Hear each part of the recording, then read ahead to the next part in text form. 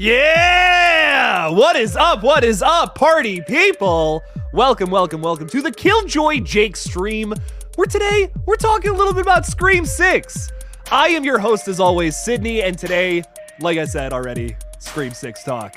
So welcome. Welcome, welcome. I'm sorry I'm a little under the weather, so my nose is a little stuffy.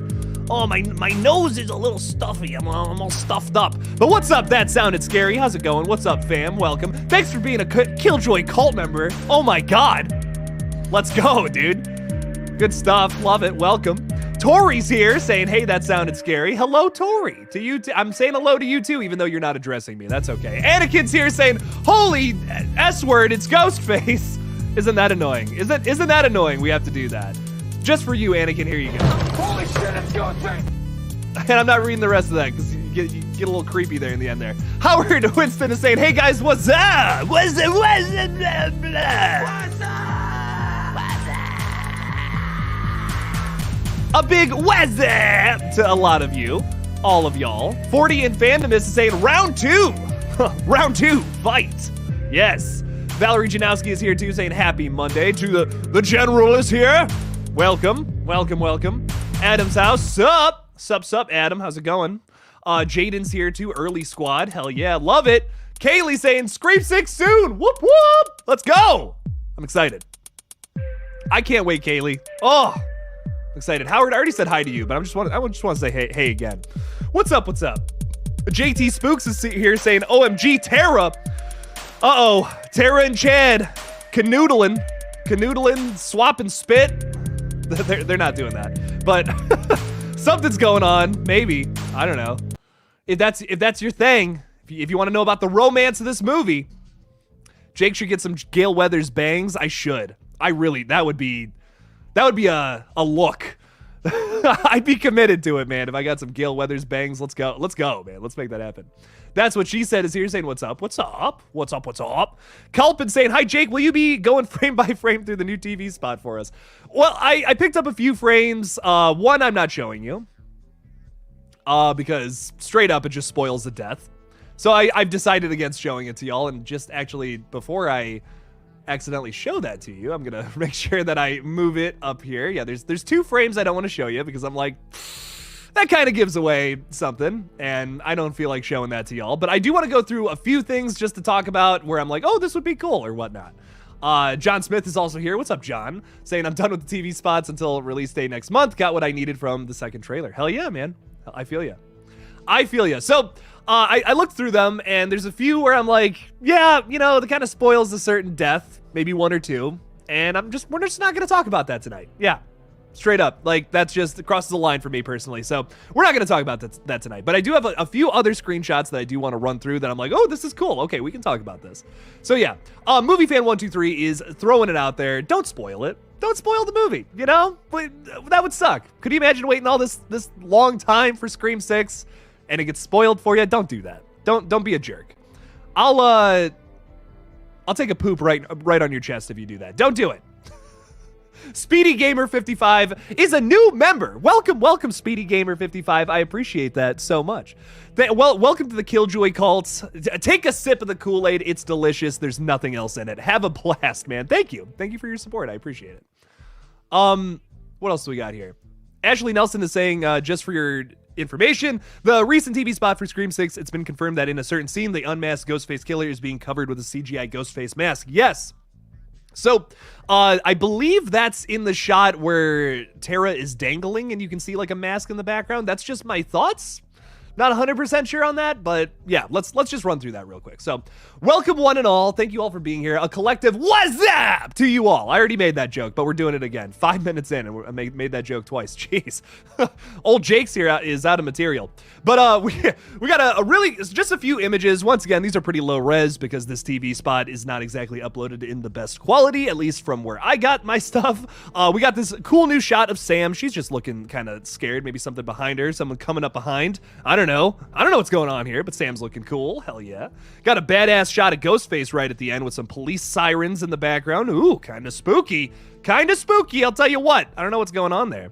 We also got this knife against the railing in the shrine, which I think is going to be a very cool scene. Feel like that's going to tie into Jenna Ortega being dangled off of the ledge somehow. Maybe she got pushed. I'm not 100% on that, but I'll tell you what, this build-up's going to be pretty good. The slow walk over and Sam's trying to pull up her sister. Ooh, it's going to be good. I can't wait. Another shot of Kirby Reed making a bit of a stink face here, but I still like it. I believe she's talking to old Dermot Mulroney. Considering that she's going to be an FBI agent in this new movie, I'd imagine that her and Dermot will be close throughout the entire runtime. Maybe they're having a conversation, kind of getting up to speed on what's going on here. Something along those lines. I still like that stink face. Just a reminder on that. We got 2 new shots of Samara Weaving in what looks to be a gross old nasty garage or something. There's a bunch of like trash in that one corner. She's getting a phone call. Son tells me Ghostface is on the other end there. Opening scene, let's just be honest. Like, nothing else but an opening scene is screaming. It's just screaming at me. Like, oh, opening scene kill. Yeah, totally makes sense. I'm fine with it. I'm a little upset, actually. I'm a teeny bit upset. Tiny bit upset that she's gonna be the opening kill. But like, come on. Like, I don't know. Maybe she's not. Maybe I'm wrong. But I'm 90% there, man. Tara, once again, this is that shot I was talking about earlier. She's kind of dangling off this ledge, and there's a bit of a ghost face mask there. Insanely blurred out, of course. But I do think that this is the CGI mask thing that viewer Anon was talking about earlier. I could be wrong. If you have no idea what the hell I'm talking about, there's a little white dot, little white blip in the background. Yeah, I don't know. Maybe I'm wrong about that too. And then this shot is maybe where I've seen a lot of people speculating maybe the cover-up is. I think that this is Sam hitting a Ghostface killer in the face with something, but this scene screams like middle of the movie to me. I don't think that they would have an unmasking that late in the game, but I could be wrong. So those are just a few of the things I've noticed. I dig it though. Tell you what, I think that I think that a lot of these shots are pretty cool. Like I said, I would not analyze that trailer too deeply, because if you look at a certain shot and you can see that certain characters are at a certain place, it all makes it like you can put a certain scene together. And I'm not gonna elaborate any further. Just don't do it. Don't break it down. Those are the cool shots. Those are the cool new shots. See, I just did it for you. That's all you need to know. Don't break it down any more than that. Just don't, because you'll have 2 deaths spoiled for you, pretty much, is how I see it. So don't do that. Don't do that, my friends. Anyways, what do you guys think about all this? Let's see what y'all are speculating. There was no death spoil. If you think about it, there are, Ashley, and that's why I'm not going to elaborate it. So not going to elaborate there. John Smith is saying inching towards Blumhouse territory, which showing too much in trailers. Oh, we're not there yet, though. Blumhouse likes to give away everything about their movies before they come out. Like in the first trailer, too. Like, dog, go back and watch that Black Phone trailer again. That's something else, dude. That is something else. Ugh. Bucko is saying, love Scream, but can't wait for I Know What You Did Last Summer sequel. Yeah, the new I Know What You Did Last Summer sequel is coming out. How about them apples, dude? That's going to be crazy.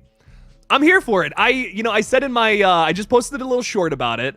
Not a huge fan of the director, gotta be honest. She, the only credit I recognized from her was for Thor: Love and Thunder, which I think that actually might be the worst movie I've ever paid money for. Like, and I try to be really nice about movies because they're subjective, but that is a genuinely lazy movie where I just don't think any effort was put into it. And like, maybe that's unfair for me to say. Maybe it is, but I just, nothing about that movie was entertaining. That was, I can't believe they spent so much money on that. Like, it's insane to me. I don't know. I've never felt so betrayed by a film before. I really have not. But I love the writer, though. I did some reading on her. She made this other movie called MFA that is very underrated. I watched it a long time ago.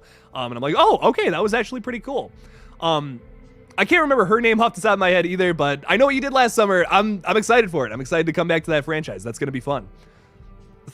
Thor: Love and Garbage. Dude, you spot on, bro. So that's one of the only movies that I'll just straight up say is trash. Like, sorry. Yeah, I don't know, man. Like, I'm pretty like, okay, this is subjective. It just wasn't for me. There's a lot of movies like that I've watched recently. Like, I think Knock at the Cabin was one of those movies where it's just not for me.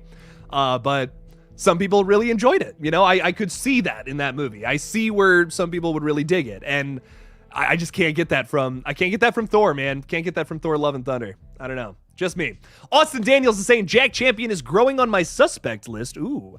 He's replaced Liana at 3. I haven't noticed the deaths in TV spots, so I don't want to go looking. Yeah, don't go looking. I will say I'm a little more suspicious of Jack Champion now.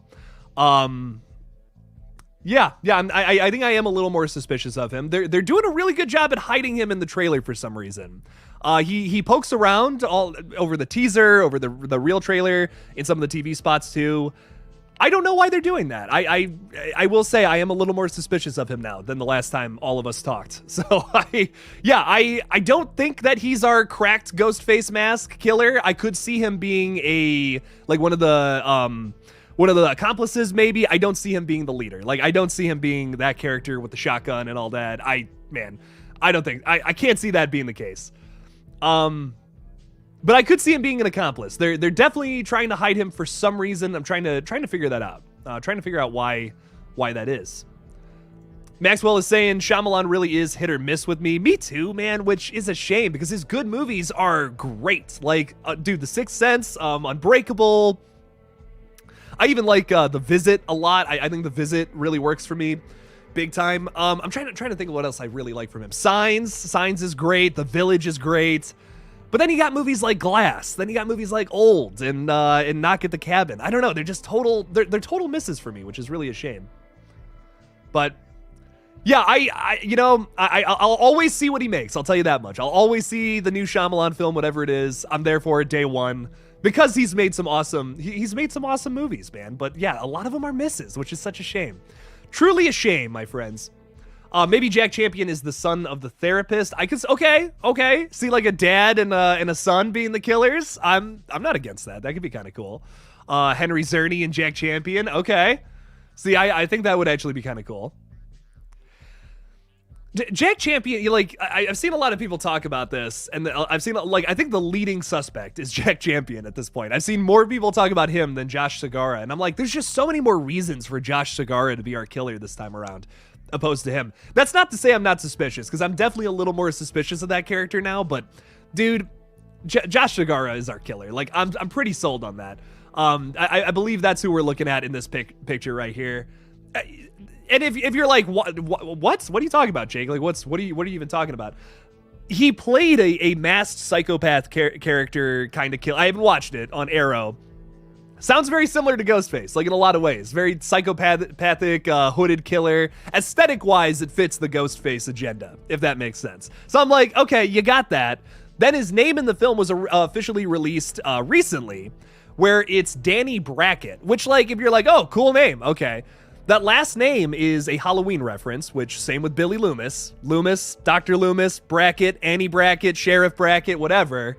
And his first name is Danny, which the thing that I love about that, and hopefully they do this, is that he's Danny Johnson from Dead by Daylight, which is your Ghostface killer in those games, which would be an awesome twist, man. That would be pretty damn sick, I'll tell you what. I would be down to see something like that, to do something that incorporates the games version of Ghostface into this. A lot better than what we tried to do in Red Right Hand on a $5,000 budget. They have millions of dollars, so they can do it way better. I'm really hoping to see something like that in this new movie. That would be great. That would be pretty dang sick, man. That's my leading theory, at least. But something's going on with Jack Champion, though. I will say that something's amiss there. I see why people are suspicious of him, because there's a lot of cut frames where it's like you can see him in the background real quickly, but it's like, what? Oh, hang on. Why do we cut from that so fast? What's going on there? Why do we not want to see Kirby on the train? Why do we not want to see that Jack Champion's on the train in that same scene? What's up with that? I need to know. Need to find out. Colby S is throwing the first super chat out there. Colby, thank you so much. I really appreciate that. $10, dude. I appreciate it, man. Thank you. Saying, I'm hoping in Scream 6 we get Ghostface talking in person more instead of one scene like in Scream 5. I'm just glad we're getting another Scream movie. Anyway, what's up, Jake? How's your Monday? Colby, I love it, man. I love the positivity here, dude. Yes, I totally agree. I would love, something about Scream 5. I totally agree with you, dude. I loved that scene where it's Amber and she's walking super slowly and she like turns on the voice and all that. Oh, sequence is great. I love it. I wish we had a little bit of an explanation there as to like how Ghostface became so high tech, and maybe we get that explanation here. Oh, excuse me, in the sequel in 6. Maybe we get maybe expand upon that a little bit here, where our killer this time around has even more tech to play around with. That could be very fun. I would not be against that at all. That would be really cool. And let's get that out of the way in the opening scene, just like how we did in Scream 5. Let's establish that again, okay? Our Ghostface really is not fucking around this time. I'm all about that, dude. That would be sweet. And I totally agree, dude. I'm just glad we're getting another Scream movie, dude. Like, I'm just so excited to be looking forward to that and not knowing who a killer is, being like swamped in this mystery. It's wonderful. I love it, man. There's always something to talk about. You know, that's what's nice. There's always something to talk about with this. Every day, I feel like there's something new to talk about regarding regarding Scream. It's great, man. But how's my Monday, dude? My Monday's going great. Like, I'm having a great Monday. I'm getting a lot done. I worked like all weekend, but that's okay. You know, we're getting shit done. We're making things happen. I hope you're getting things done, or maybe you're chilling, Colby. I hope one way or the other, you're in a good headspace right now. All the positivity to you. And we got a month, basically, until a new Scream film comes out. Basically a month and a couple of days. Love it, Colby. Thanks for the $10, man. I appreciate it. Thank you. Oh, so exciting stuff. Goop. Yeah, love me some goop. Carter's saying, yo, Jakey boy, if you could only create within one subgenre of horror, which subgenre would you choose? I'm having some grape soup tomorrow at 6 p.m. Yeah, me and Carter are going live talking about some M. Night Shyamalan movies with Knock at the Cabin just releasing. Really excited to do that. Want to talk about some of the better ones, because I feel like Mr. Shyamalan gets a bad rap nowadays, which is a shame, because he really has made some great movies, but his last three were kind of stinkers, unfortunately. So I want to talk about some of the stuff I love from him, because he really is a great director. I just feel like he's been on a run of misses, which is kind of unfortunate. So I'm really excited to talk about that with Carter at 6 tomorrow, so make sure to check that out. And if I could only create within one subgenre of horror, ooh, that's really tough. Maybe like body horror. I love body horror. Like, if that's a subgenre, if you classify it as that, I love body horror. I can't get enough of it. Like, it's always good. 9 times out of 10, it tickles my fancy, scratches the itch, all that good stuff. Something like body horror, slasher, because like I could keep pumping out slashers and make them feel different with like different little spices and flavors thrown in there. Maybe the slasher genre. I feel like it's very malleable. There's a lot you can do with a slasher where maybe you can't in a zombie movie necessarily. So yeah, maybe slasher, maybe body horror, something along those lines. I love human beings as villains too. As much as I love me a good monster, I love me a good human monster too. Those are scary, man, because those fuckers are real. You can't, Alien X isn't gonna jump out of my closet and bite into my neck at night, but a person might, and that's really scary to think about. So I love me some good human villains, I'll tell you what. But I do want to make a monster movie at some point. I love monsters too. I like so much horror. How can I pick just one, Carter? You're messing with my brain here. I keep thinking of better answers as I go along. I'm like, oh yeah, more horror stuff is good. Maxwell is saying John Smith, the 2-hour, 3-minute runtime can either make or break the film. I don't know about that. I feel like that's arguable. I don't think length determines quality. I don't think length determines quality of a film. Like with Batman being 3 hours, I think some people were like, oh my God, like a 3-hour Batman movie? I don't know about that. I think it kicks ass. I love it. It all totally works for me. And it has a reason to be 3 hours. Like there's a lot of story it's got to get done. It's doing a lot more than your typical Batman movie. And I'm like, okay, that makes sense. If Scream 6 is 2 hours and 3 minutes and a lot of it is filler, yeah, it'll suck. Like, yeah, no, I agree with you there. But if it's 2 hours and 3 minutes because this is the story they need to tell in the amount of time they need to tell it, okay, hey, I'm all about it. That was a big problem I had with Scream 5, I think. Like, not really even a big problem. Just, I feel like they could have taken a couple more minutes, like literally 5 or 10 more minutes added to the runtime to expand upon some of the smaller characters that didn't get too much time to shine. Like, I think Wes and Liv, especially, those two characters, I would have liked one more scene with them. Maybe interacting with Tara at the hospital. Like, I probably would have broken up the flow of this scene, so I don't know where I would place this, but a scene where maybe it's like Wes at the hospital visiting Tara, because there was this whole thing set up with this character in a throwaway line where he's talking about how much he likes Tara a little bit. He's got a bit of a crush on her, and that goes nowhere. That goes pretty much nowhere. So I wish they could have done something with that and maybe expanded upon it. Maybe he visits her at the hospital. He's got like roses and chocolates and all this shit. And he's like, oh, I wanted to make sure all of this is good for you. He's clumsy. He's dropping shit, and she's like, oh, okay, whatever, dude.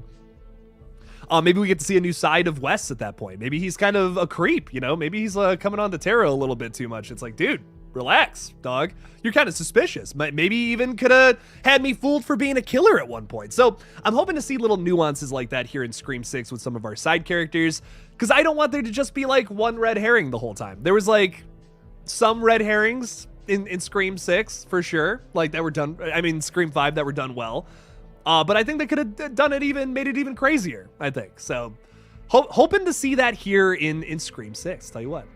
Leighton Gamer is saying, hi, Scream 6 Theory, Tara and Chad, love. Tara and Chad are in love. Oh, God. I see a lot of people talking about this. Tara and Chad in love. Oh, the whole movie's a rom-com now. We're going to forget about the murder and Ghostface, and we're going to go with Tara and Chad on this romantic New York honeymoon. Oh, my God. Oh, please, God, no. Listen, I'm down for romance in my horror movies. I'm down. But don't make the whole focus on that. I don't know.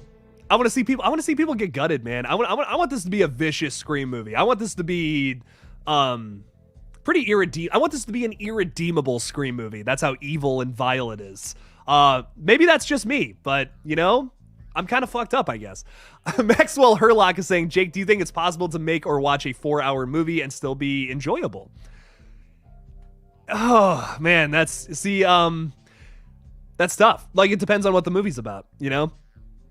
It all depends. It all depends. Because, like, man, look at the Lord of the Rings movies. Like, those are all, like, the extended versions at least, like 3 hours at least. And those are some of my all-time favorite movies, man. Like, how long is Fellowship of the Ring? Like, I want to look this up. I want to say it's, like, longer than 3 hours, if I'm remembering correctly. And that's, I mean, yeah, maybe my all-time favorite movie.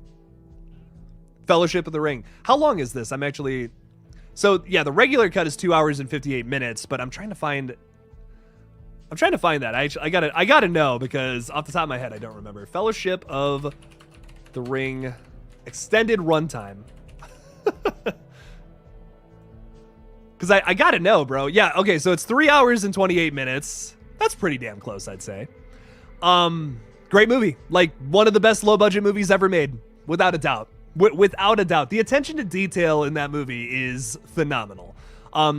Justice League. Zack Snyder Justice League. I don't like a lot of Zack Snyder, but Justice League is pretty damn good.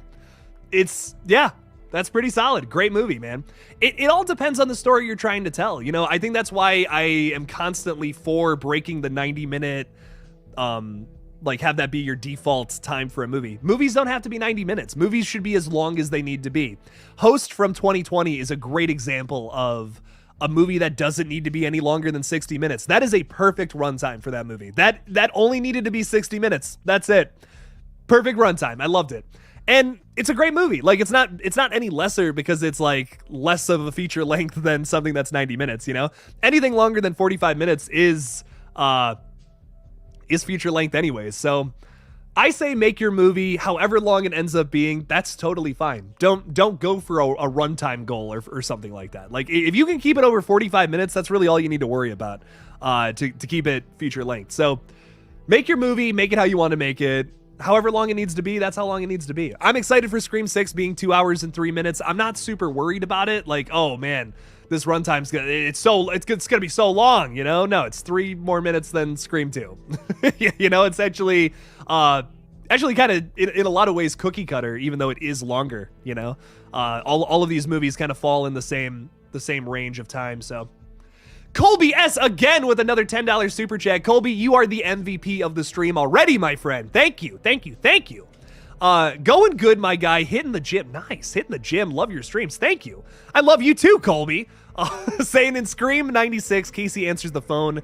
A dog is faintly barking in the background. Wonder if it was trying to warn Casey someone was outside. Ooh, maybe someone walked by right at that moment. You know, it's like, oh, dog was like, oh, no, get out of here, Ghostface. Dogs like to do that. So at least when I talk to them, that's what they tell me. I can talk to dog. I'm a dog whisperer. Did you guys know that? That's not true at all. That is not even in the slightest bit true. But I love it, dude. Yeah, no, that's actually pretty sick. Foley is everything with movies, man. Foley is everything. Foley is everything, dog. Yeah, no, I feel you. I feel you, Colby. I love that. Foley is like, that's storytelling, because like visuals are theater of the mind to a certain extent. Like, you should have some good visuals. I'm not saying whatever to cinematography. I'm not saying that. But music and sound effects, that is what's playing in someone's brain while they're watching a movie. Like, that is the most important thing. You got to get the sound down. You got to make that perfect, or something's going to feel weird, or it's going to feel like a movie. It's not going to feel like you're really there in the moment. And it's not an easy thing to do. It's tough. It's a tough thing to accomplish. But I love it. I love it, Colby. Yes, sound design is so good. I get excited about little weird things like this, Colby. This is my everyday life. I love it. Thank you for the $10, man. I hope you're getting some gains at the gym. I just did a leg day for the first time in like years. And man, walking around was tough. Stairs were a challenge. Stairs were a challenge for a little while, let me tell you. Ghostface is here saying, Jake, I 98% feel like the shot of Ghostface wiping his hands along the knife wall on the subway will probably be the flash we normally get at the end of every film. What do you think? Oh, man. So, are you suggesting that maybe the subway scene is like after the action has happened? Like they're leaving the shrine, and everyone's on the bus, and they're like, guys, what the hell? There's all these ghost faces, and then maybe someone gets stabbed the last minute. Oh, I would not be against that at all, Ghostface. That would be pretty damn awesome. I'll tell you what. But yeah, this shot is pretty epic. I'll tell you, I know you can't see it all that well, but dude, that would be pretty awesome. That would be pretty awesome if we're getting off the train or something. There's still just a ghost face running around out there. What a great place to do a cliffhanger too. I am all about that, man. I am all about that. Yeah, here's my thing. I know there's a lot of people who are anti-cliffhanger, and I totally get that. Like, trust me, listen, one of my favorite shows, Inside Job, just got canceled on a huge cliffhanger. Like, huge. It's almost to the point where I'm like, I don't even recommend that show because of how bad the cliffhanger is at the end of it. Actually, phenomenal show. I do recommend it. I take that back. But dude, like, if they were to do a cliffhanger and it doesn't get resolved in a Scream movie, yeah, that would totally suck. I feel you on that. But listen, strike while the iron is hot is something that I have always thought, in my life at least. And if they make a 6 and it does well, which, listen, they're not gonna buy this 30-second Super Bowl ad for nothing. Like, they have faith in this project. Make another one right after that. This is your one and only chance to do that cliffhanger ending in a Scream movie and have it get resolved in the next movie. So I am really looking, I'm seriously looking for that in this movie. This would be the time to do something like that. I'm here for it. They don't have to, like, it's not a requirement or anything, but if they want to do something experimental and kind of ambitious like that, this is the movie to do it. This is the movie to set that up and resolve it in a 7 that could come out next year. The other reason I say next year, I'm pretty sold on that. Like, they might actually go into production for this movie, this fall. It could happen. Why I say that is because Radio Silence just got Escape from New York, which that might end up being a whole trilogy too. They're kind of following the same path that like David Gordon Green and his crew are following, which I'm not the biggest fan of that. I think you need like 2 years to churn out a movie opposed to 1. A bit of a rushed production, in my opinion. I wish they would take a little longer with The Exorcist, but they're trying to get it in time for the anniversary and all that. I get it. I get why they're doing it. It's motivated, but I just feel like you're going to get a better product if you wait. So I want to see that. I want to see that with Radio Silence too. I hope they don't just start, like, at the moment they're done with Scream, they're pumping out Escape from New York. Like, give these guys a breather, man. Oh my God. Holy crap. Crazy shit. What else do we got here, though? Let me stop flapping my gums. Let's see what you guys are talking about. Austin Daniels is saying, do you think they're already working on the script for 7? That way they don't need to wait to start production that long after it's announced.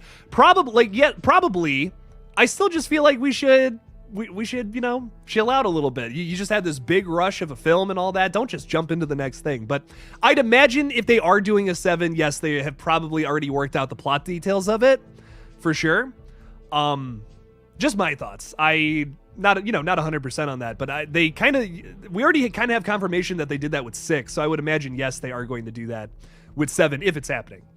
Hank Hill is saying it happened with the series. We still don't know if Brandon James is alive or not. Great point, but actually, I don't even have a butt to that. I don't know why they did season 3 the way that they did. Like, I really don't. I couldn't tell you. I wish they would have just continued the story. Maybe one day. And, you know, with Scream being so successful, I'm shocked that we're not getting the real season 3. I'm beyond shocked. I don't know why we're not doing that. So, Hank Hill, maybe. Just maybe we'll get that. Just maybe we'll make that happen. That would be awesome. Denisha's saying no spamming or spoilers or leaks. Don't do any of that. Don't be spoiling things or throwing leaks out there. They're out there. Trust me. They always are. They always are. So don't do that here. Come on. Let's be civilized. Let's not spoil the movie for people. That would suck balls. That would suck big old nasty hairy testicle sacks, and I don't think anybody wants that. Or maybe you do. I don't judge. but no testicle sacks here. That's what I say. None of that. Brett is saying, Jake, what do you think about Angelina as Ghostface? Stu is too obvious as a surprise comeback killer, and it would fix all the continuity issues in Scream 3. It would. No, you're absolutely right. I would be fine with them mentioning that in the background, you know, like saying something like, oh, Angelina Tyler was arrested the other day for, you know, being a... I don't fucking know. Being a killer here and there or whatever, all the way back in 2000. The case was reopened. Mark Kincaid saved the day. I'm down for a little Easter egg like that. That's cute. You know? Hell yeah. Let's do something like that in the background. I'm all about that. I think that would be sweet. Alejandro is saying, hey Jake, is there any quote which has been in your head lately? Mine is I'll be right back. My favorite Stu quote. Oh, yeah, no, that one's pretty good. I love Randy's whole spiel during that scene, too. It's great. It's iconic. I think it put Jamie Kennedy on the map as well as that movie. Oh, it's great. I really like that a lot. I really, oddly, as much as I don't love cheesy dialogue, I do really like Tatum's whole bit in the garage before she dies. Like, cut, Casper, that's a wrap. I think Tatum has some killer lines in that original movie that, yes, are cheesy, but they work for me. I don't know. I can't explain it. Like, I would never write lines of dialogue like that, but it works for me. It's funny. There's a nuance to it. I don't know. There's something about it, man. Sid, super bitch. Like, I love that. It's all great. It's great. She's a great character, man. She plays that character really well. So I wouldn't post spoilers even if I could. I hate that more than Jake, most likely. See, we there's one thing I hate, and it's spoilers. Don't be spoiling stuff. Don't be doing it. But all the love. But all the love, my friends. All the love. Yes. Have I seen what... Yeah, yes. So I know what you did last summer. If y'all are unfamiliar, a sequel is on the way. I did a little short video kind of talking about it, giving my opinions on it. Just to kind of sum that up, too, I might do a bigger video on it tomorrow. But I have I kind of have a theory as to what I want from it, and I don't love the director. I'm not a big fan of hers.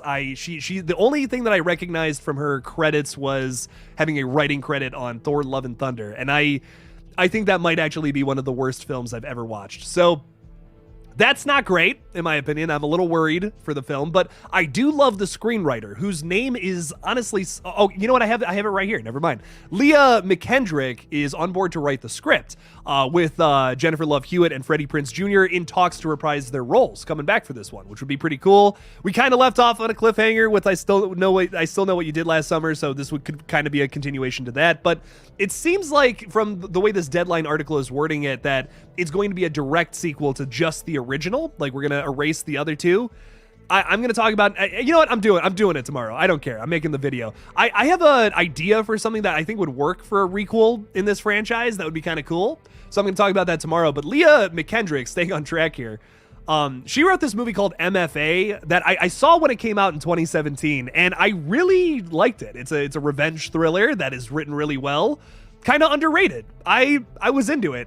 I'm excited to see what she does with I Know What You Did Last Summer. I'm pumped to see it. So if you guys are interested in that, check out that little short I did. And like I said, I'll have a bigger video on it today. Or tomorrow. Not today. That makes no sense.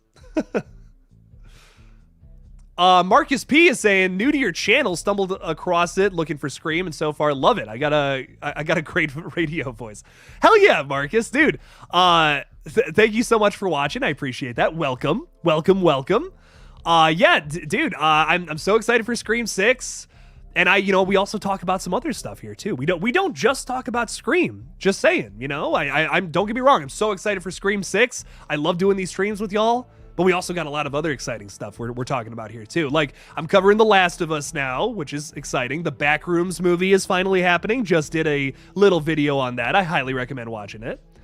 So there's a lot of good horror news to be excited for, everybody. So go check out all the other stuff as well. I love it. I love it. But welcome, my friend. Welcome to the stream. Johnny Hideout UK is throwing out a super chat. I really appreciate that, Johnny. Thank you. Saying loved Red Right Hand and thank you for being your awesome self. Thank you for being awesome, Johnny. I appreciate it, man. Thanks for the super chat. And I'm really glad you liked Red Right Hand. I had a blast making it. It's the most fun I've ever had that I never want to have again. So I'm so glad you liked it. So hell yeah. Thank you so much, man. I appreciate it. I'm glad you enjoyed it. It was a lot of fun making it, so. Maxwell is saying it's not your size that counts, it's what you do with it, to quote Chucky. You're not wrong. Okay, thought a sneeze was coming on, but nope, I fought it. I fought it and I won. Most times I don't win those. I don't win those most times. But anyways, Marcus P is saying, what if there are many killers? Like in the story, they end up killing the killer. That's why Sam has the mask and they think it's over. But more killers keep coming. Oh, that would be pretty sick. I will say that scene is pretty suspicious, man. What is going on here? Is this the end of the movie? Is this right after that scene where they get out of the bodega? Yeah, what is going on here? Because they have this cracked Ghostface mask. That's a great question, Marcus. I definitely think there's multiple killers. Like, I definitely think there's multiple people. I could see this being the movie where there's 3 killers. Totally see that happening. And I'm down for it. You know, it's one of those things where I just want to see something different and motivated. I don't want to see same old with a new Scream film. Because, like, there's so much potential for this franchise to be even bigger and crazier than it is. I want to finally see that. I'm like, I've had all these kind of dark, awful thoughts about this franchise, and I want to see them actualized a little bit. So I want to see it get a little grittier here, man. And I'm feeling that from this trailer. I'm feeling that from all the advertising. I feel like we're finally going to get one of those movies where it's like, this is so different. This is so different, and this stands out big time. I'm really excited for that. One way or the other. Even if it sucks, I just want them to do something ambitious and try to give me something else. And you know what? If it doesn't work, fine. You know what? I'll let it rest. I'll shut up about doing things differently. Give me the same old Scream movie every single time if this doesn't work. But I'm telling you, I'm pretty faithful there. I'm pretty faithful that if we go in some different direction, and it's motivated, it makes sense to do that, this could be the best Scream sequel ever. But holding judgment until I see it. Holding my judgment until I see it. Austin Daniels is saying I got like 2.5 hours into Hogwarts Legacy and my save accidentally got deleted. Now I got to speed run it. Go for it, man. Go for it. I got to play the new Dead Space. I am so excited for that. At some point I'll have time to play that, but not now. Not now, unfortunately. Oh, so much is going on. It's crazy. I love it. Bet that Dead Space remake is fucking sick, though. Oh, can't wait to play that. Do I think Sam will be the killer? Asks Evan Plays. I feel like they're setting something up for Sam's character for the next movie. Like, if there is a 7, which this is assuming that, yes, the seventh movie is happening. I think that, I think that Sam is being set up for something else moving forward into the future. I don't think she'll be the killer here. I think that she's still going to be our protagonist, but I could see that changing in a future movie. It all depends on what they want to do with her character. They're setting up something with her. I don't know what that is yet, but she's the daughter of Billy Loomis. She kind of got a little bloodlusty at the end of Scream 5. Something's going on there. I don't know what it is, but they're setting up something. I doubt that would just be for nothing, you know? And I feel like we're going to expand on her character in this movie. Maybe we have a clearer idea of what that could be moving forward. That is the thing that has me the most intrigued moving into Scream 6. I am so excited to see what they do with Sam Carpenter and how they flesh her out as a very different final girl opposed to Sidney Prescott. I'm here for it, Evan. I love it. I love it. As Yet Untitled is saying, I think we have multi-killers, but the main killer we won't find out until Scream 7, leaving the series on a cliffhanger. I'm here for it. I'm here for it, man. Let's do something different. Yes, yes, yes. I love it. Cliffhanger, baby. Riley Rage is saying, question, what's your final prediction for percentage chance we end Scream 6 with Sidney picking up a call? All we need is one word. I don't see it happening. I don't see it happening at all. I would love it don't get me wrong. Like, I'm not against it or something like that. I would love Sydney to, what a great idea for an ending scene. I don't think it's happening though. You don't say that kind of shit about a studio and then you're still attached to the project. Like, after everything Neve Campbell said, those were some big accusations. You know, you're basically calling the studio sexist, and I don't see her magically making up with those people after saying all that. And not just saying it once, but saying it multiple times to different outlets. I don't see it. I don't see her having any involvement with this movie at all. Which is a shame. It truly is. It truly is just upsetting. It's a shame. It sucks. I want to see her back. I want to see her back at some point in the future. I think we could do another Sydney movie in the future too. I think now, with her not being in it too, I think now it's like, okay, let's focus on the Carpenter sisters. Let's tell this story. I'm excited to see that story unfold and see where it goes. But now, moving forward after this though, I'm down for another Sydney story. If you want to make her the focus again, you've set up a lot here in 5 to do something with that moving into a future story, and I'm down for it. So if we want to do something about Sydney and her family getting harassed in Chicago now in like a future movie or a future trilogy even, I'm here for it, man. That would be sick. If Neve Campbell's game, let's do it. Let's make it happen. But I guess just right now where I'm at headspace wise is I feel awful for Neve Campbell. I do, but I guess I'm just a little more excited to see what they do with the Carpenter sisters and carry that out. I don't think they're setting up anything for Sydney to come back at this time. I would love for her to come back in a future movie though. Just maybe not here. Maybe this isn't the place to do it. Critical Overlord is here too, saying hello. Yo, what's up, man? Welcome to the stream. Welcome to the Scream stream where we're creaming. Elliot Samuel Francis is saying, can't wait to watch it here in England. I reckon Billy's father is secretly returning. That's a running theory. I'll tell you what. that is certainly a theory that is going around. Chuck List is saying, dude, the teaser is awesome. Tara being pulled. I'm hoping no new scenes will be shown before the movie, but this is making me hyped. Me too, man. Just joining the chat, but have you heard about, yes, I have. Chuck and everyone else who is here, I see we're almost at 200 people. Welcome. I appreciate all of you for hanging out and talking with me. So I'm going to say it one last time, and I promise I'm done. I'm sorry for y'all who have been here the whole time, but I Know What You Did Last Summer, brand new movie, 4th movie in the franchise coming out soon. It's a direct sequel to the original. We have Freddie Prinze Jr. and Jennifer Love Hewitt. We're in talks to be in the new movie, not confirmed yet, but in talks. I'm not a fan of the director. I talked about that a little more in my short. I'm not going to explain it again because I don't feel like it. I hate hating on people. That sucks, but it's just my honest opinion, which I hate to put. I hate it. I hate that it's my opinion. I wish I liked the director, but I'm just not a fan of hers. I do really like the writer, though. I'm a big fan of the writer. I liked some of the stuff that she did.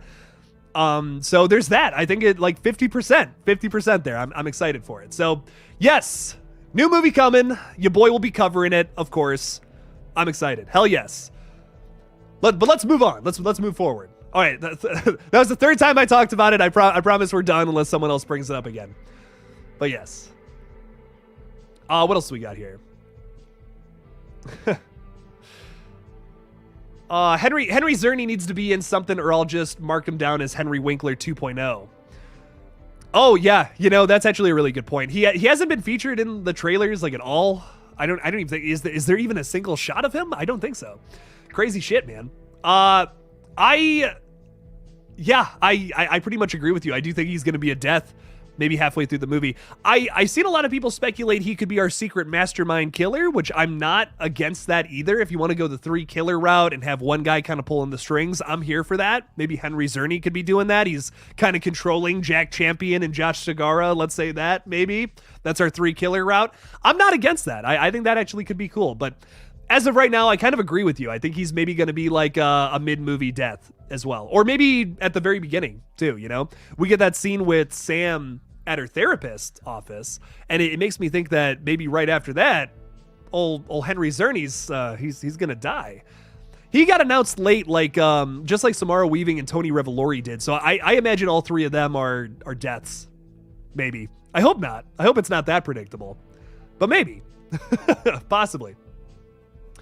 Critical Overlord saying, months ago, I was told she was never part of the story, knowing that 6 was written before 5 dropped. I think Guy and James intended for 6 to be Sydney's break. So this was a little more intentional, because like, I remember hearing that like there was like a rumor. I don't remember this being ever confirmed, that maybe Kirby had slipped into her role and maybe they rewrote it to work with Kirby. But then I'm also hearing that she was maybe Kirby was supposed to be back for 5, but they saved it for 6. So I'm hearing a bunch of different things. I don't even know what's true anymore. Well, what's up, what's down, what's north, what's west? I don't know anymore. I don't really. There's so many rumors and shit flying. Who the hell knows what's going on? It's crazy, man. But however, Spyglass allegedly wanted to get Sydney in the story, then they couldn't secure her, and that's where the mess comes from. Huh. Yeah, I mean, I'm sure, you know, I do believe Neve Campbell. It's one of those things where it's like, I do believe what she's saying, and I think it sucks. I wish she could be in this one, though. You know, I still feel that way. I still feel like, fuck, I really want her to be in this movie, and I hate the situation that's been imposed there, but I am wishing this the best, you know. And the other thing, I'm seeing people who are like, oh, boycott Scream 6 and all that. If you realize if you do that, then there's no chance at getting Neve Campbell back in the franchise ever. Like, I just can't. I can't see how anything good would come from that. I don't see that being the case. So don't boycott the movie. Go see it if you're excited for it. Pay money to support this movie because people worked really hard on it. So don't illegally download movies either. Like I hate when people are like, oh, I'll just pirate it. Don't do that. Someone worked really hard on that film. Like, even if you don't like it, don't do that shit. That fucking sucks, man. Someone worked really hard on that film. Pay the $5, pay the $10, whatever, for a movie ticket. I don't know. It bugs me, irks me a little bit. I heard that too. Yeah, that sucks, man. Jake, what act in the movie do you think the scene where Ghostface attacks Tara and Sam in the convenience store takes place? That's actually honestly, Maxwell, that is a great question because I am not 100% on that. Like, off the top of my head, I would say like end of the second act, maybe right after the sequence where they get off of like the ladder and all that. I could see that like being a long chase sequence through the second act. The directors have talked about how this movie, once it starts, it doesn't stop. Like it's fast paced until the end. So I can imagine that a lot of this film is going to feel like a long chase scene, and I'm here for that. Like, that would be really cool in my mind. I could see this being a part of that. Maybe the group gets split off after that sequence or whatever, and like the Carpenter sisters get away. They run into this bodega. Ghostface is hot on their tail or whatever, grabs the shotgun. You've seen what happens. I could see that being the case. Maybe the other characters are also getting chased by another Ghostface. You can make this pretty crazy. Like, you can make this a crazy sequence in the sense of, I've never really seen this happen before. I've never seen something like this go on. So that would be pretty crazy. That would be pretty nuts if we did something like that. I'm here for it. The new TV spot is the first we really see of Brooks' character. He's the one with Gail in her apartment when she gets the call. Guy seems like a goner. I'll tell you that much. Pretty sure he's a goner. Pretty sure about that. But yeah, we do get another shot of him in this new TV spot, which was cool. I didn't really put that up. I was just like, that's really not too much to talk about there. I was really hoping it was Joel for a bit. I was like, come on, man, wouldn't it be cool to have Dwayne Martin back? I wouldn't, but here's the other thing. With Dwayne Martin specifically, I would not want him to come back and just die. That would suck, because I think that kind of ruins the joke in Scream 2. But with Kirby, I'm not gonna be like so upset if she dies in this movie. You know, I want this to be kind of a bloodbath. I want this to be painful. I want this movie to be a little painful, I'll be honest. Chuck List throwing $5 in there. Thank you for the super chat, man. I appreciate that. Saying, gotta head out, man. Great stream as usual. I appreciate that. Saw your video on The Last of Us. I look forward to seeing more content on that. Oh, absolutely, dude. I'll be doing a new little review video on every episode that drops because, oh my God, that series is phenomenal. Like, so good. Better than I even could have imagined. I played the game a long time ago, like I said in the video, and man, I mean, they killed it. The little changes they make that they it's not even big changes. It's just developing certain aspects of the game that were a little underdeveloped. It's just one of the best adaptations of a video game I've ever seen. And that's the way you do it. You don't change major things. You develop areas that are underdeveloped. That's not that hard to do, you know? I love what they did with The Last of Us. They're killing it so far, dude. So, yes, thank you for stopping by, Chuck. I really appreciate it. And thank you for the $5, man. I thank you so much. Thank you. Hope you have a great rest of your night. Critical Overlord is saying, I don't think they faked a story. I think the offer all around was unnecessary because she was never supposed to be in 6. Had they let it be, then Nev wouldn't have gone through that pay nonsense. So you're kind of saying like she didn't really have a big involvement in the movie to begin with, and then they're like, here's like $1 million to do a cameo appearance or something. That's kind of what I'm getting from this. That's maybe why she said no. She wanted a bigger part or something. I could see that being the case. I could see saying no to that though. I get that. You're the star of the franchise, and over the course of the last couple of movies or so, you're slowly getting pushed to the side. I could see you just being like, fuck this, I get that. I understand that.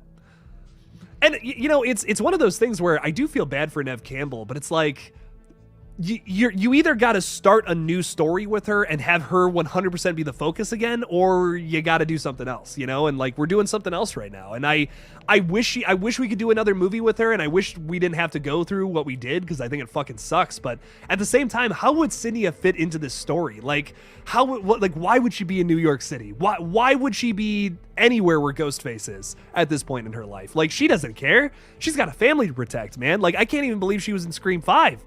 Like, if you're gonna do a Sydney focused movie, it's got to take place in her hometown. Killer's got to be targeting her at this point again. I don't know. I just don't see how you could. I don't see how you could do that again. Like, the only I'm okay with Gail being in this one because she lives in New York. She runs a show in New York. She gets caught right in the middle of it, of course. Yeah, that makes total sense. But if we're gonna bring Sydney back into it, it's got to have her as a focus. We got to have that backdrop be where she is living currently, or I just don't think it's gonna work moving forward. So I hope we get that movie in the future, but I'm excited to see what they do in Scream 6, man. I'm really excited. Like, this trailer has me pumped, dude. I haven't been this pumped for a movie, like a continuation in an already established franchise in a while. Like, this and Evil Dead Rise back to back, that 1-2 punch is maybe going to be the highlight of the year for horror films. I am so excited for that. Let me tell you. Oh, it's going to be good. King Vader. Love it. Oh, I'm so excited for Jonathan Majors in the MCU. I can't stress that enough. But I don't know why, but I feel like Kirby is one of the Ghostface killers.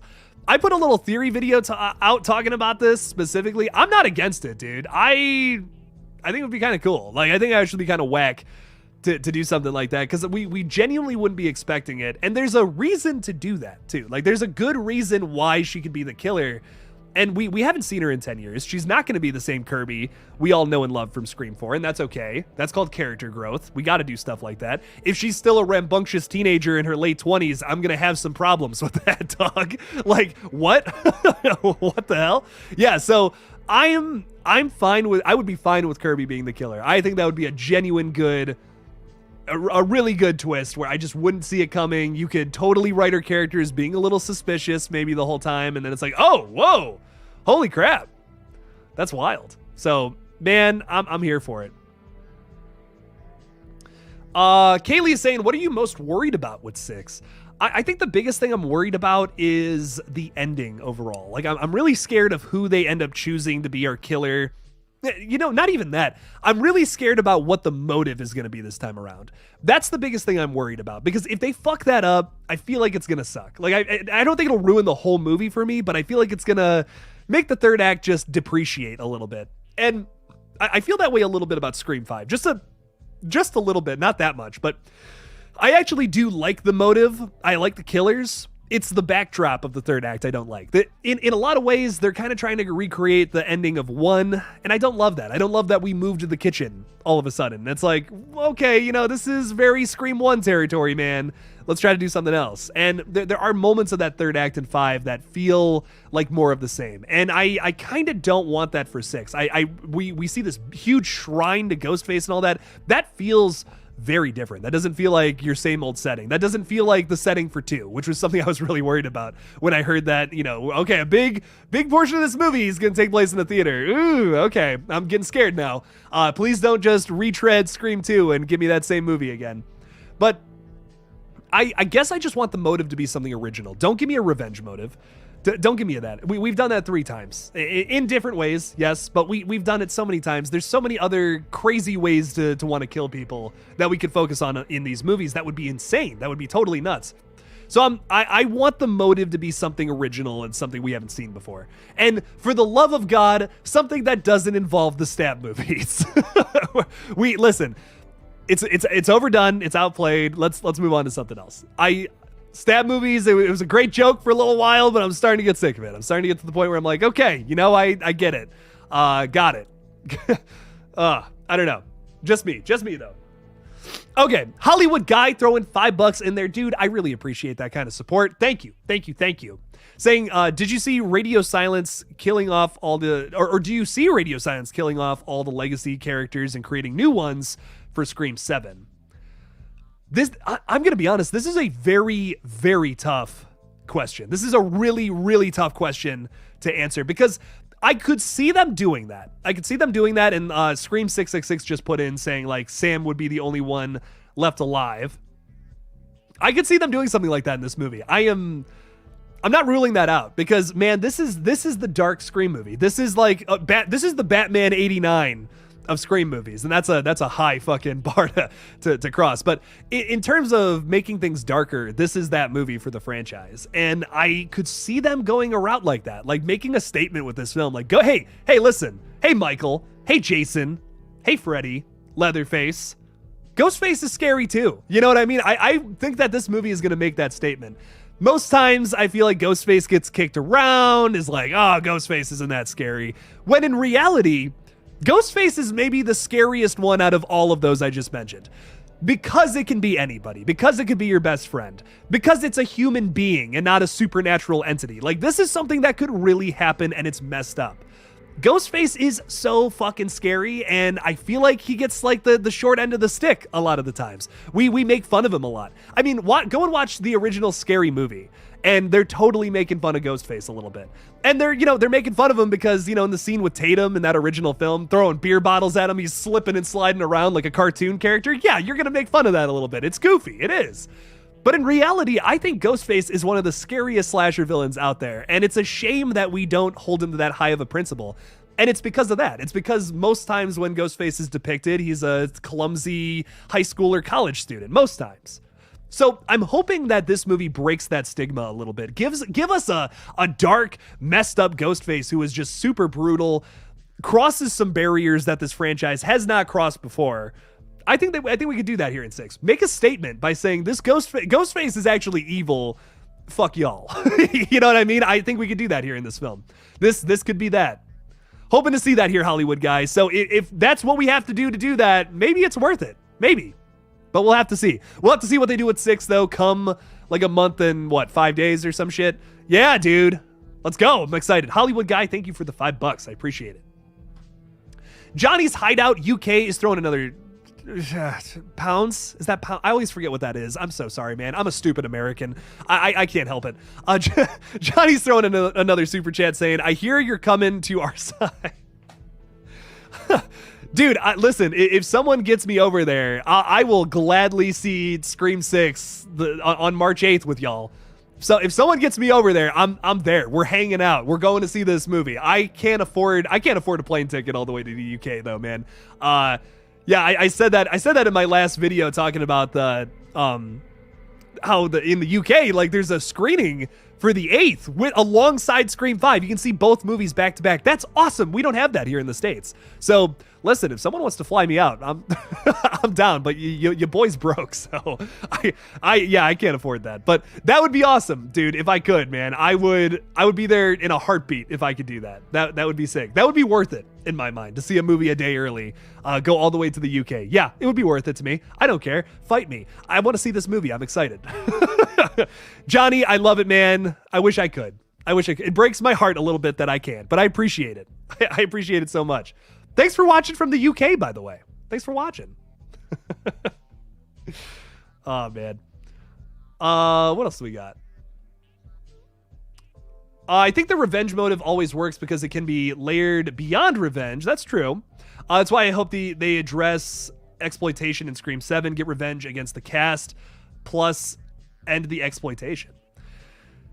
Yeah, you're right. You're right to an extent. I think that the revenge motive can work and we can layer on top of it. But like at the same time, haven't we already done that 3 times in this franchise, That's why I'm like, you're right, and we could layer something different there. Sure, like you're absolutely right. There's a shit ton of while there's also a bunch of different reasons to kill people. There's also a bunch of different reasons to get revenge on someone. You got me there.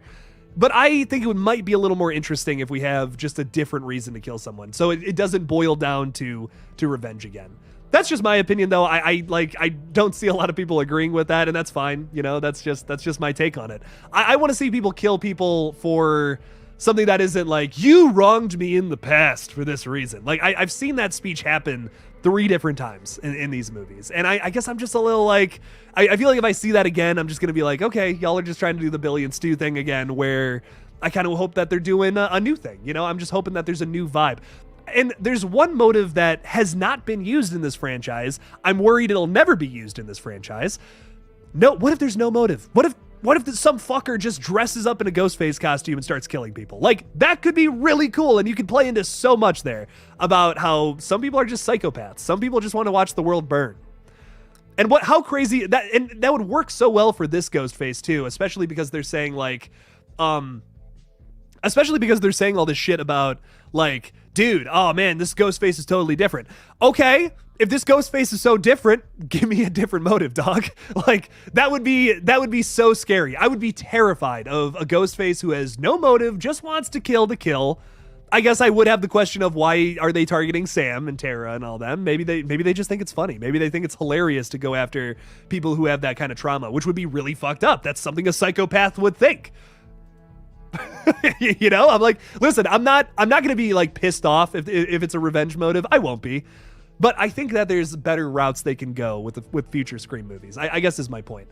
Critical Overlord's also saying, I personally don't care for the revenge motives, but they work. You are like, you're right.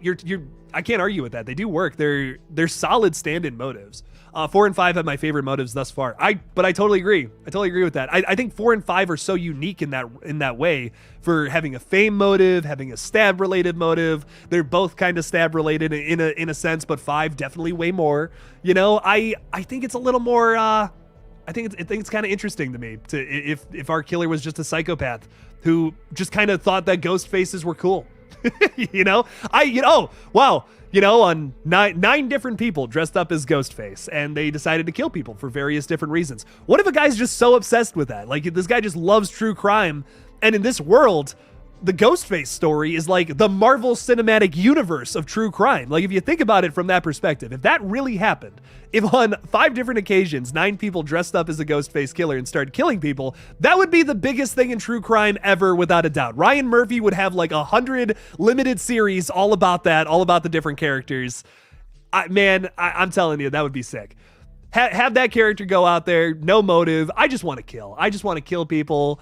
And I don't care. I'm ruthless. I don't have Ghostface takes off the mask, doesn't have a speech to give, just says like, I just want to watch the world burn, and then tries to go stab Happy on Sam's face. Listen, man, that would be fucking scary.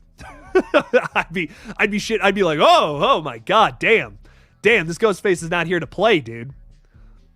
You're saying so much with so little too, you know? And I do love a good Ghostface speech, I do, but when you can just say something like that, you can terrify the fuck out of some people. I'm here for it. Corbin is saying, hey Jake, who do you really think is the mastermind of this Ghostface cult? If they if they do go the cult route, I pretty much think it's Henry Czerny would be the leader.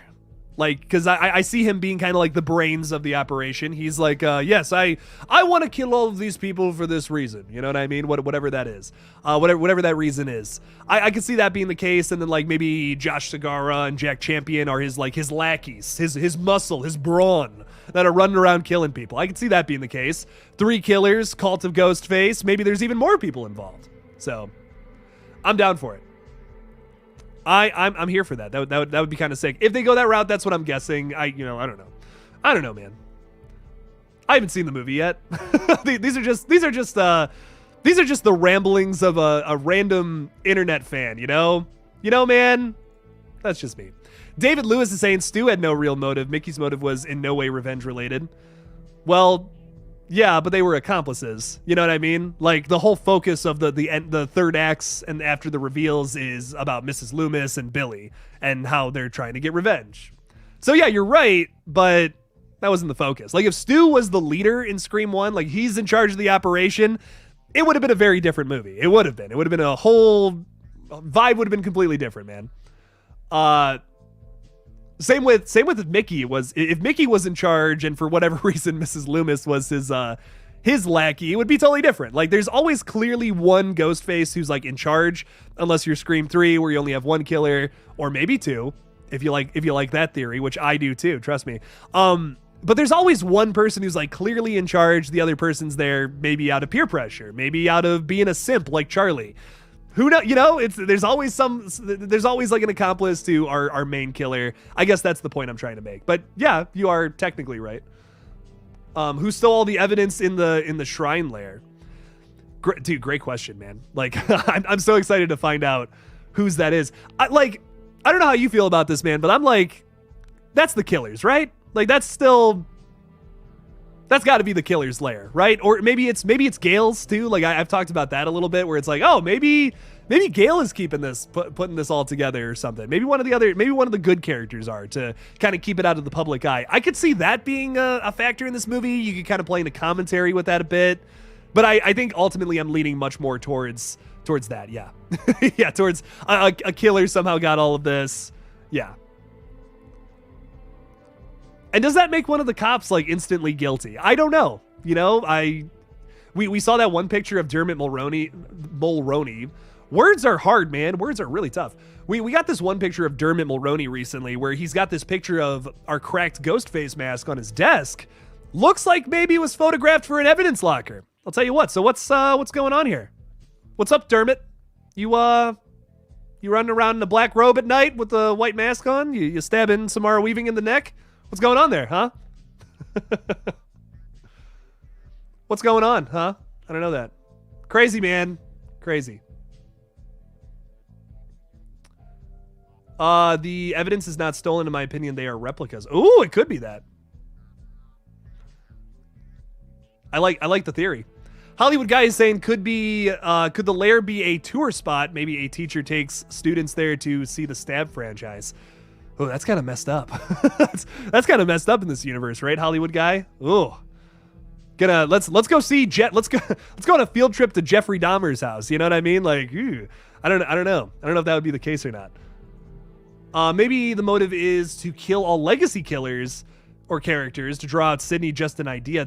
Okay, you know, that's actually kind of it's kind of a cool thing. Was it the Radio Silence people that said this? I can't remember, but someone, actually maybe it was Jenna. Someone said this, a part of the cast, that the presence of Sydney will be felt in this movie. Like, they're not just gonna kill her in a car accident. They're not gonna Halloween 4 this shit. Thank God. You're still gonna feel her presence. They've taken care of her character in this world, which is good. That makes me happy. I'm glad they didn't just do like she died in a car accident. Like, no, that would be terrible. What? It's awful, man. I hate that. Could the shrine be part of a Broadway show? I don't know. So yeah, that is something that still perplexes me, May-Ann. I don't know what they're doing with that, because we have this. Where the fuck is that poster? Because I want to talk about that. This is not the right one. This is the right one. So we see this, right? And in that bottom right corner there, wrongly accused the musical. Now, if you look around this whole little poster we got all the way back in December, Blackmore University. We know that's the university where our new characters are going to college. Great. That's to the left. Okay, awesome. Stab 9. Sure. You know, they'll probably have a 9th Stab installment in this movie. Makes sense. Yeah. Wrongly accused the musical. What is going on there, my friends? I don't know. I got nothing. Maybe that's our first act setting, because we have, I guess this is just my theory. We have Samara Weaving running around in what appears to be like a Gale Weathers themed outfit here. Maybe she was part of the musical. Maybe she's leaving and she gets a phone call from Ghostface. Maybe she plays Gale Weathers in said show, which is about Gale's book. I don't know. You know, I'm not 100% sure. I would imagine that her book is mostly about her, though.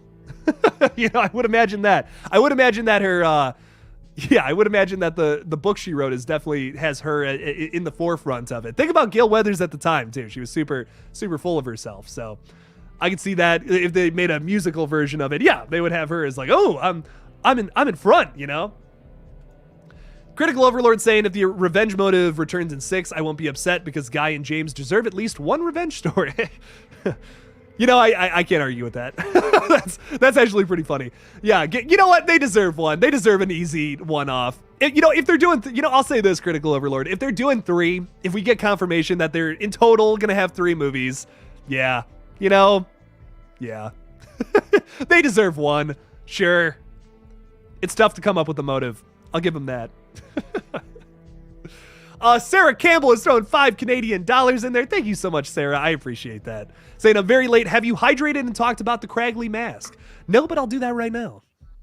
Thank you. This is to you, Sarah. Thank you. Love me some water. Yeah. H2O, baby. The mask. That is Cragley, though. Yes. I love me a good Cragley mask. I'll tell you that much. I'm still listen, I'm still pretty sold on this being Josh Segarra. I'm about 99% sure that's who's behind this mask at this point. I don't know, man. I'm just not feeling big suspicion on any other character for being our main tactical badass Ghostface. I could see him being it. They're doing a pretty good job at not featuring him too much in the trailer or the teaser. I mean, think about it. We don't have a feel on what his character is going to be like. We know the guy's name. That's it. That's it. We've seen a couple of shots of him standing close to Sam. The only thing I have on him is maybe he's Sam's boyfriend. Maybe. I don't know. I think it would be pretty interesting if it was him. But I do need to I need to know more about him. And I'm glad I don't know a lot about him. So. let's hope that's the case, Sarah. I hope that would actually be really cool. I don't care. And here's the thing. There's a limited number of characters. I don't care if I've guessed it. I haven't seen it play out. I don't even know who the guy is. Maybe he's the nicest Derek-esque character of all time. Cool. Sure. I'll take it. And then he's not the killer. Whatever. Great red herring. I don't know. I don't fucking know, man. We'll see. But I'm excited. Sarah, thank you for the $5, though. I really appreciate it. Give me that Josh Segarra goody Ghostface killer. I love it. I love it, man.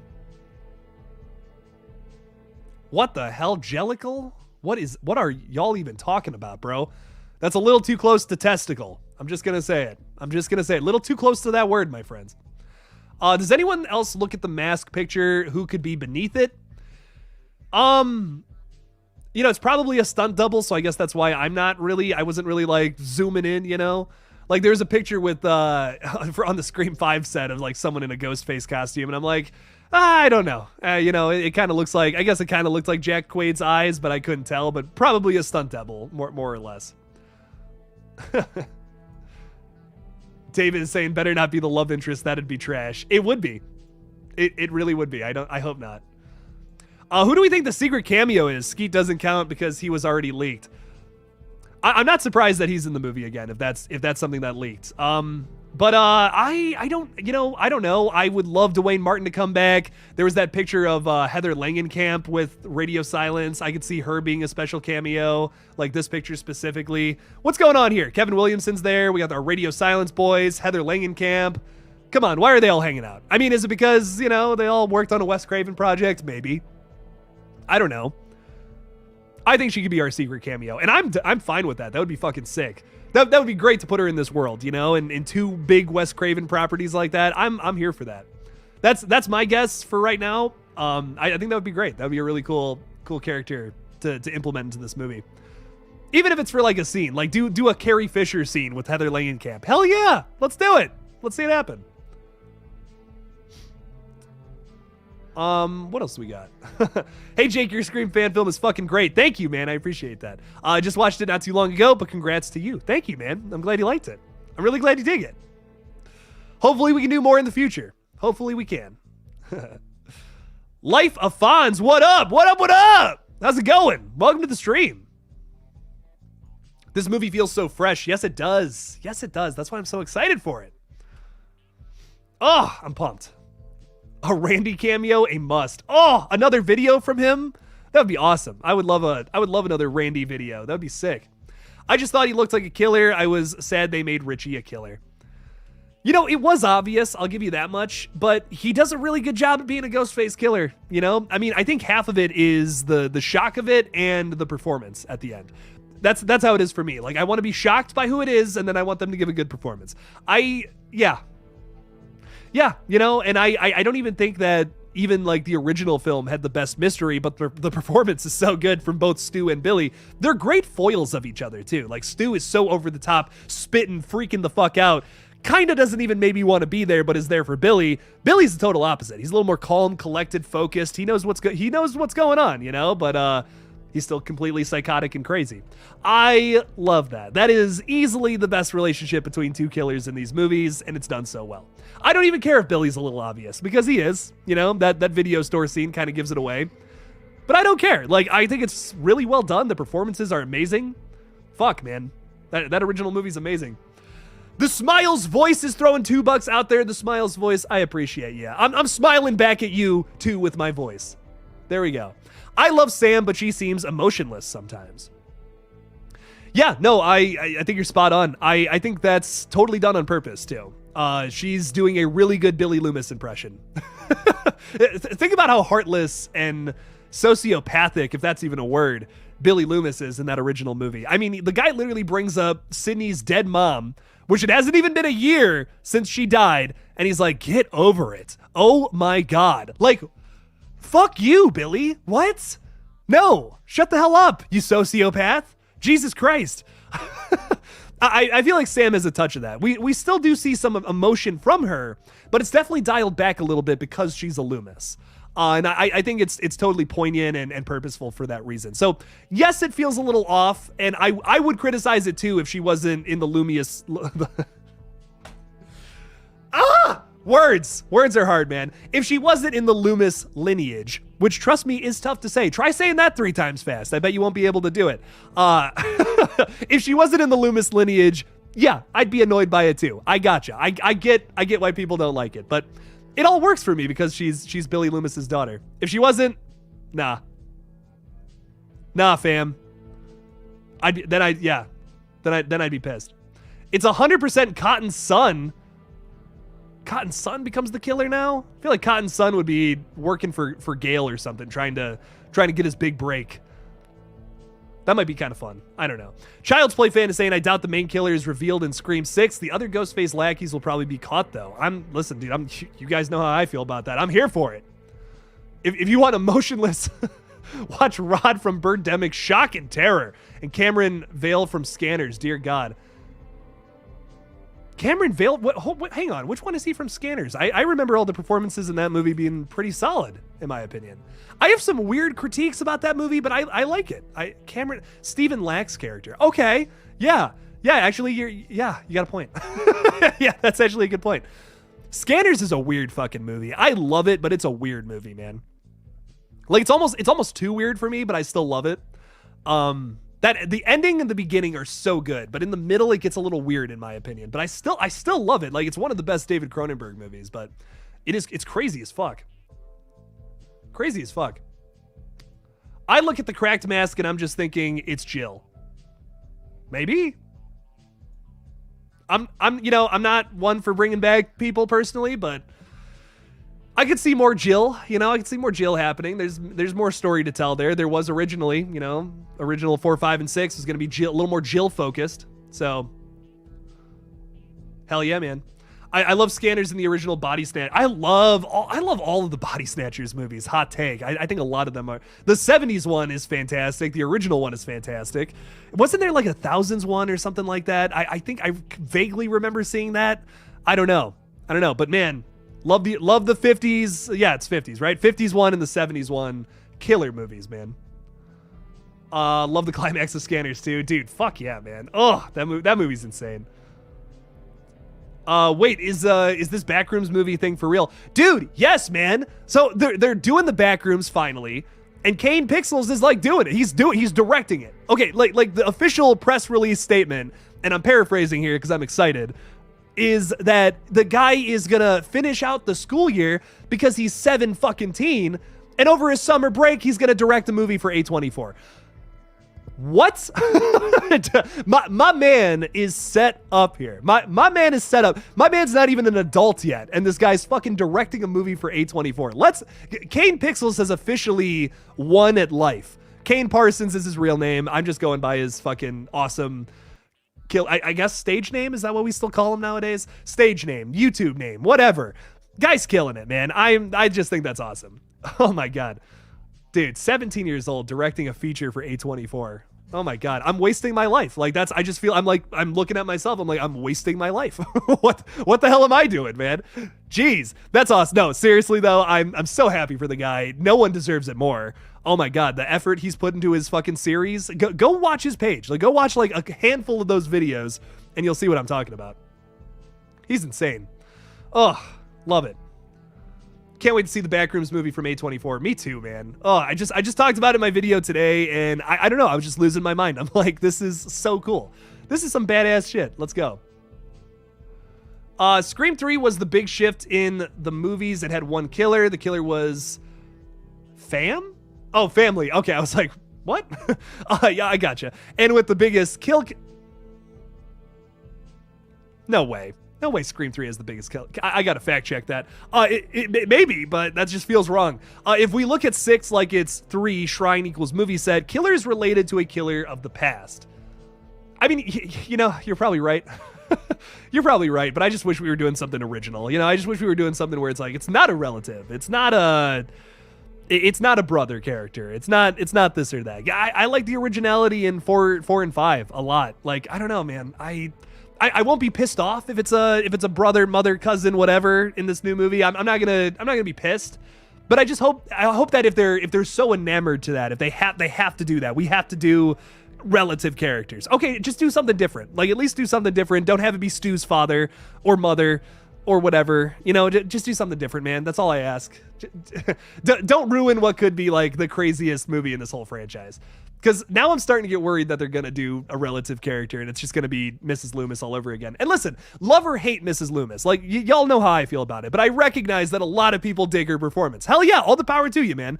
Would you want them to do the exact same thing again in a sequel, though? Like, that's what we're pitching here. That if we do Stu's dad, if we do Richie's dad, Amber's mother, I don't know, I'm just throwing out random shit here. Like, if we do that, isn't that just the same thing as having Mrs. Loomis revenge plot? You killed my beautiful boy. Don't do that shit.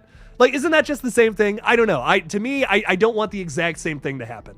In any case, even if it's something I like. Like, I wouldn't want characters to come into this movie and be like, well, Stab 9 sucked, so we're gonna give Hollywood better ideas. That would also suck. I would also be like, what the fuck, bro? Like, dog, y'all just did that in the last movie. I guess maybe because there's some time between Screams 2 and 6, it's a little different, but still, I don't know, man. I just don't want same old, same old. Mrs. Loomis was such a good twist. She was so in your face all movie.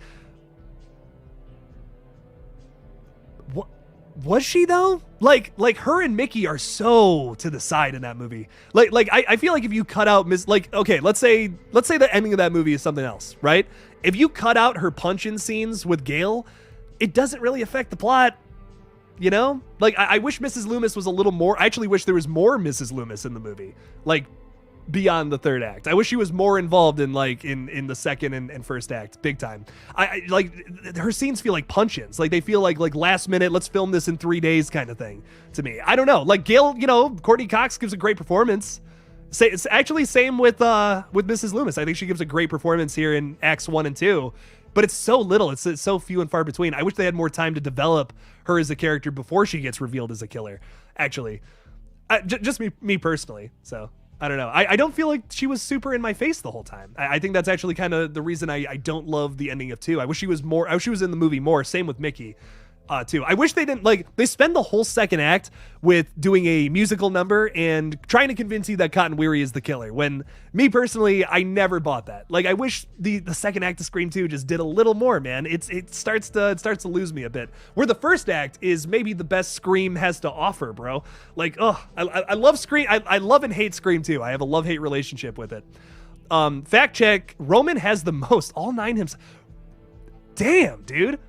Oh, okay, so highest kill count meaning like, okay. See, like, I read that as like, oh, Scream 3 has like the most highest body count of the whole franchise, which maybe it does, but that just feels so wrong to me. That feels not right. Like, I don't know. Maybe that is the truth, but wow, Roman has the most, all 9 himself. That's crazy. I guess I never figured it that way. You know, if Angelina was not the second killer, yeah, you're totally right. Damn. Crazy shit, David Gibson. I love it. Thanks for the $2, man. I appreciate it. Wild. All right, I'm going to let y'all try to convince me that Mrs. Loomis is a great killer. I'm here for it. Seriously, I want to hear the arguments because I don't like it at all. But I want to hear the arguments. I want to be convinced. Trust me. Benjamin saying that's what was so great about it being Mrs. Loomis, that she's always there like they said the killer would be at every crime scene. It makes it so much better than that it was a surprise. But I think it's a little harder and a little more interesting to write a character who's been there the whole time. You know, like she kind of just shows up like at the crime scenes. She kind of just shows up and is bugging Gale. That's all she does. You know, I wish she was more involved. I wish we had 2 more scenes with her, like 2 more, not 1, 2. I needed like 2 more scenes with her being involved somehow. Cut out the musical number. None of that is important. Cut out that whole scene. Give me another scene with Mrs. Loomis. Maybe she starts harassing some of the other people, you know? I don't know. Like, I just would have loved 1 more scene with her. I don't know. I don't see that. I don't see what's so great about that. It just feels like punch-in shots to me. I don't know. I don't know. I've watched that movie so many times, and every time I feel like it loses something for me. But I don't know. I'm so glad many other people love it. You know, I really am. It doesn't work for me. It doesn't feel like a surprise. It feels like it feels like a sucker punch more than anything. It feels like we couldn't make Derek can't be the killer. It can't be the love interest again. So let's have it be this character. I don't know. Same thing with Mickey. Mickey's in it enough, I think, but I wish we could have gotten another scene with him. Maybe being a little more suspicious, where he could be an option. Like I never thought it was Mickey, and it wasn't because like I just didn't even know he was a character in the movie. He's in like 2 fucking scenes or whatever, 2-3 scenes maybe, and then he just shows up at the end. I wish we had more Mickey. I wish we had more Mickey and more Mrs. Loomis in Acts 1 and 2, and I think it would have been a better mystery personally. But that's just me. I don't know. I've just never been super into Scream 2. I love the opening. I think the first act is insane. I think it's great. You know, I think the first act of that is phenomenal cinema. How awful does that sound? You know what I mean? Like, it's like, I think the beginning to Scream 2 is maybe the best first act of any of these movies, without a doubt. Like, dude, the opening kill is so well done. It's paced perfectly. It's scary as fuck. And then you start to meet the characters and stuff. It's great. CC Cooper's chase scene is one of the best in the whole franchise. Gale's whole sequence, even too, with Dewey, is great. But it kind of loses me when you do the musical number, which feels very out of place. When we're spending so much time on Cotton Weary, and it's like, okay, we got it. You're the red herring, dude. Let's move on to something else. And then, yeah, I don't know. It's just, and Mrs. Loomis's performance is just so goofy for me at the end. I wish I liked it more, but I just don't. Maybe if the motive was different, I could appreciate it a little more, but I just don't like the whole Pamela Voorhees thing going on at the end. It just feels very Friday the 13th-y to me, and I don't feel like it has a place in at the ending of the Scream sequel. You know what I mean? Like, I don't know. It just doesn't. I wish it was a little more sequel focused in its motive and its message and all that. I don't know. Just me. I'll shut up about it. Life of Fonz throwing $5 out there saying, "Just got my wisdom teeth out, bro. I'm struggling." Oh God, I remember doing that. That was awful. I'm hoping all the best to you, man. I really hope you get through that fast. Jeez. But mad hyped for Scream 6. Give me a dream kill you want to see in this new Scream. What do I want to see? Oh, that's tough. Okay, so what's a dream kill I want to see in this new movie? I want to see like someone get fucking torn apart. Like I want to see some blood and guts and shit flying everywhere. I don't want just another knife kill. You know what I mean? I don't want another stab in the neck. Don't give me another Vince kill where it's just a poke in the neck, guy's done for. You know what I mean? Like, okay, you know, we've seen that. I want someone ripped apart, cut in half. Give me that. I'm not gonna say that. That's just an awful fucking example. But I seriously want to see something like that. Maybe Ghostface jabs a knife into someone's like fucking guts and starts yanking out a small intestine or something. I want to see some blood and guts, man. I want to see Ghostface make a statement in this movie saying, "Hey, listen, I'm the scariest slasher around, middle fingers to y'all. You know what I mean? That's what I want to see from, I want to see that attitude from Ghostface this time around, and a kill that emphasizes that I'm here for it. So that's what I'm really hoping for. Life of Fonz. I love it though. Great question. And I really hope you're feeling okay, man. Ice cream. Get some ice cream, dog. Get some ice cream on the back of your mouth. That's what I did. Made it feel a little better, you know? So I don't know. All the love to you, man. Hope you're doing okay. Hope you're doing okay. Ugh. I remember taking a picture when I got my wisdom teeth, my wisdom teeth out, and there's just blood coming down like the sides of my face like this. I looked like a vampire. It was awesome. It hurt, but it was awesome. Kyle Israel is saying, do you reckon they did fake scenes in this movie for the trailer? Fake scenes? I'm gonna say, so like I said that for Scream 5, and then after kind of looking up how impractical that would be, like how tough that, like you could use a deleted scene maybe and throw that in your trailer. They kind of do that with Scream 5 a little bit. I could see them doing something like that, but I don't know if they just filmed a specific scene to put in the trailer, if that makes sense. I don't think they had that motive, but I will say I do think that they probably have already used like deleted scenes to kind of throw us off, to be like, oh, what's this? Why is this in the movie? And bam, it ends up being nothing because they want to throw us off, of course. I hope that's the case. I hope that's what they've done here. There's that one scene in the trailer that I don't know where it is. It's not on the deleted scenes for Scream 5. It's not in the movie. It's only in the trailer, where during the Vince kill, you get this shadow of Ghostface on the wall of the bar. And Ghostface just lifts up his hands like this, and you just see that shadow, and it is fucking badass. It's one of the coolest shots of that whole movie. Also one of the only wide shots. I would have loved to have seen that in the movie, man. That would have been so sick. That would have been nuts. So yes, I do feel like they're throwing us off with some of the shots, but I don't think it's because they've filmed new scenes or anything. Like maybe they'll just use deleted scenes, place things in certain areas where maybe they don't belong, something along those lines. Definitely some misdirection in that trailer though, for sure. Martin is saying, Dewey said to Gale in Scream 5 that he's sorry for what happened in New York. Do you think that Gale being attacked in 6 is like a flashback first scene of the movie? Ooh. Okay, this is an interesting theory. So what if Ghostface has striked again between 2011 and the events of Scream 5? Okay, hey man, that actually might be kind of crazy. I'm not against that. I'm not against doing something crazy like that, because like I think when they're talking about the Ghostface killings in Woodsboro, if I remember correctly, I might be wrong. I think that Sam said something like the last time this happened here was in 2011, specifically talking about Woodsboro. So maybe something else happened around the world. That might not exactly be how that line goes off the top. I can't remember off the top of my head, but that could work. That would be kind of sick, actually, Martin. I love that. I'd love if they did something like that. Showing us more about the past, thinking like, oh yeah, we totally know what's up. No. You know nothing.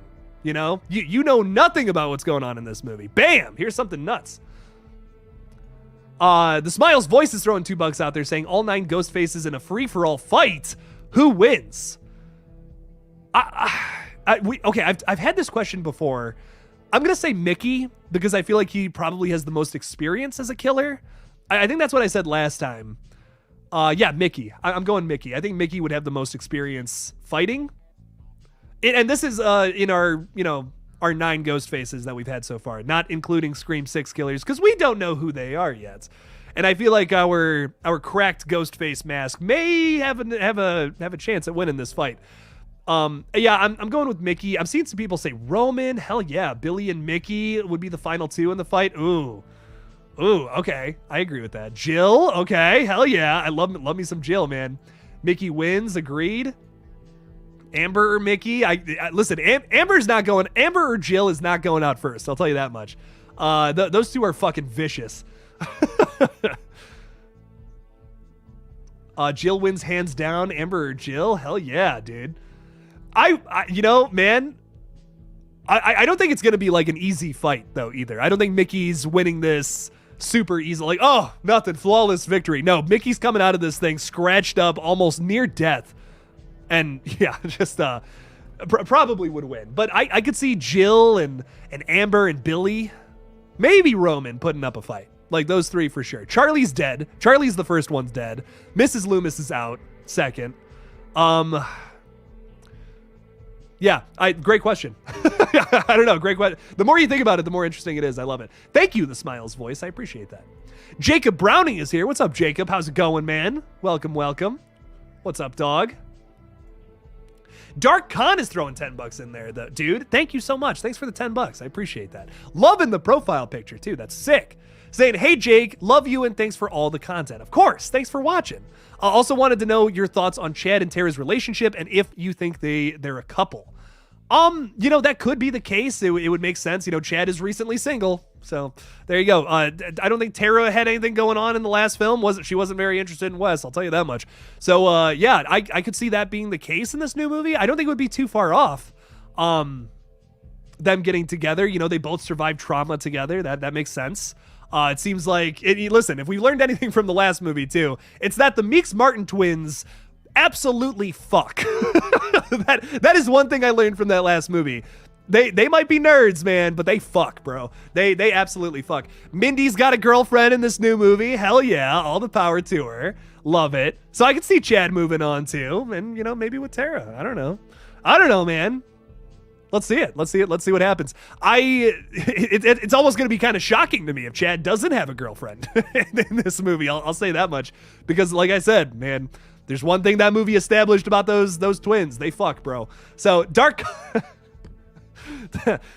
If you take that out of context, it's really fucked up. But anyways, Dark Khan, thank you for the $10. I appreciate it. I'm here for it. Yeah, sure. Let's have them be together. That could be cool. I thought the original thought was for Tara and Amber to be together. That was never really made apparent in the last movie. They kind of just played it off as they were friends. So I don't know if that's going to be something that continues here into 6. It could be. I don't know.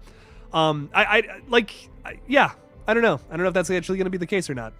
But I guess we'll just have to see. Because it almost makes me wonder if I don't know.